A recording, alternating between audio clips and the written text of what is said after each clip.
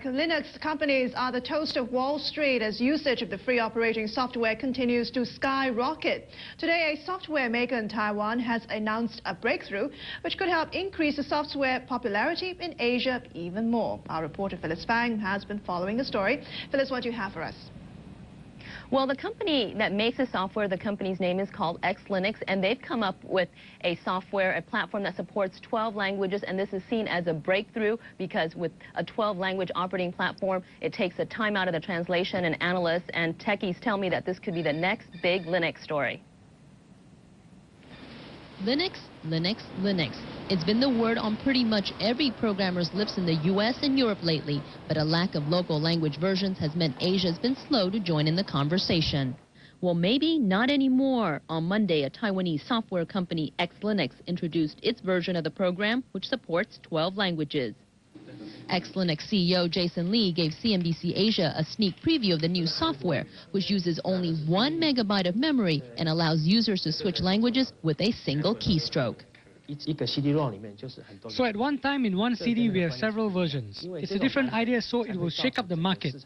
Software makers, when they release a product to the world, the time and process will be greatly reduced because of our product. At one time they can sweep the world simultaneously. Already, XLinux has begun that sweep, but so far just locally. Domestic computer reviewers are welcoming the new software. If an operating system has multilingual abilities and you want to be international, this will be very easy because you only have to write your application once, change a few messages, and then it can be internationalized. So what XLinux does is pretty good. XLinux has already begun distributing its Chinese version in Taiwan, bundling it in servers produced by IBM, Compaq, and Hewlett-Packard. That helped them turn a profit in 1999 of $640,000 US, but the company predicts their multilingual software will boost earnings almost tenfold this year. XLinux, like other distributors of the free software, also hopes to make money through support and services, but because of the unique product, they believe they could have an even broader revenue stream. We will concentrate on R&D. So aside from bundling our software, we will also make revenue in application market and the information appliance market, where Linux is more suitable for small-size set-top boxes and embedded operation systems. XLinux plans to focus distribution into non-English speaking countries with an emphasis in Greater China and Asia, where they're already setting up joint ventures. Linux companies have been the toast of Wall Street with a string of successful IPOs in 1999, and that's also where this company is heading. As for a listing, we hope we can go for one in the year 2000, around June.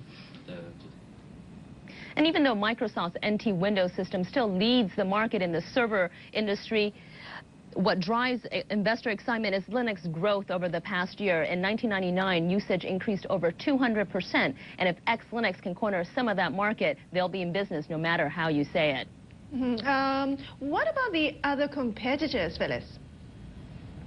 Well, there are already many competitors that we've heard the names of. For example, there's Red Hat, which had a very successful IPO last year in the U.S., and it's also moving into Asia, very aggressive into China and also into Japan. And there's also Turbo Linux, which is an Intel-backed company. They're also very aggressive and very dominant in Asia as well. And there's another company called Caldera and VA. All these companies are slowly moving into the Asian region as well. But what makes the difference between XLinux and this company is that these companies are going into markets and then translating the software program into Chinese, where XLinux products, as we heard in the story, at one time they're able to do 12 languages simultaneously. Okay, name some of those languages. What are we talking about here?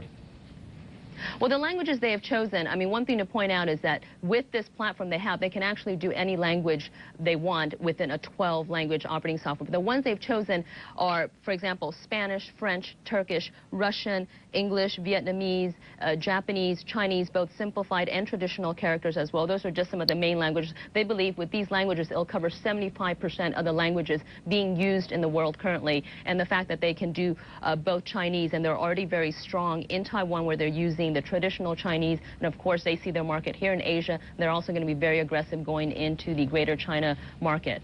Phyllis, you're right, it's very aggressive. What about IPO plans?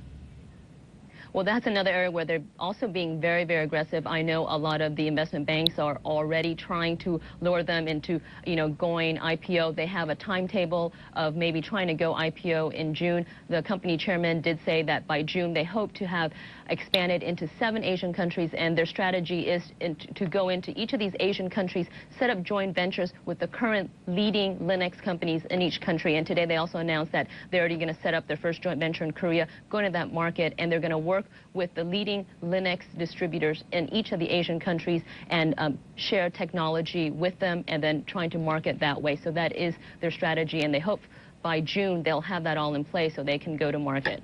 All right, interesting stuff. Phil's about to wrap up. CNBC Asia's Phyllis Fang, our E-lady from our newsroom in Hong Kong.